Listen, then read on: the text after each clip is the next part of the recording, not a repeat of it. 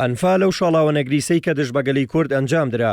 ڕێکخراوی مێدڵ ئێستۆچ کە ڕێکخراوێکی مافی مرۆڤی ئەمریکی و بارگاکەی لە شاری نیویۆرکە لەبارەی ئەنفالەوە دەڵێت ئەنفال ئەو ناوە بوو کە بە زنجیرەیە گێرش و پەلاماری چڕوپڕی سەربازی درا کە سەرجەم 8 پەلامار بوو لە 6 ناوچەی جوگرافی جیاوازدا بەڕێوە چوو.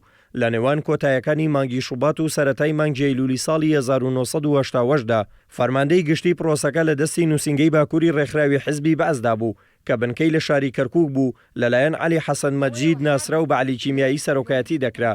ئەنفال پەیڕەوکردنی سیاسەتێکی چەند لایەنە بوو کە بە کاولکردنی هەزاران گوندی کوردستان دەستی پێکرد کە دانیشتوانەکەی دوای پەلامارە سەربازیەکان و بۆمبارانکردن بە چەکی کیمیایی کۆکرانەوە و بۆ کەمپەکان گوێزرانەوە. دواتر لە کەمپەکانەوە پرۆسەی پۆلێنکردنی گیراوەکان دەستی پێکرد و بۆ شوێنی جیا گوازرانەوە. بە جۆرێک ژن و منداڵ لە کەمپی تایبەتی دەستگیر دەکران و پیرەکانیش بەرەو کەمپ و زیندانیەکانی باشووری عێراق دەبران.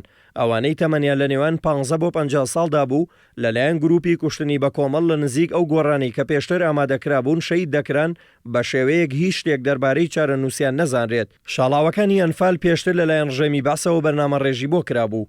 یەکەم قۆناغی ئەنفالی دۆڵی جافەتی بوو کە لە شەوی 23 شوباتی ساڵی 1970 دەستی پێکرد و ئەم ناوچانەی گرتەوە. دووکان بنگرد چوارتا قەڵاچوالان سەرچنار سوورداش زەی بچووک ئەزمەر سووسێ ماوەت سەرگەڵ و بەرگەڵوو لە 8 سەی 1970 کۆتایی هات.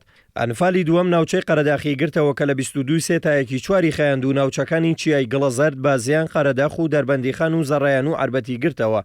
قۆناغی سێمی ئەنفال کە لە 7 چوار تا 24 1970 خەیان ئەنفالی ناوچەی گەرمیان بوو کە ئەم قۆناغە لە هەموو قۆناغەکانی تر کارەساتبارتر و بەزیانتر بوو لە ڕووی مادی و مرۆیی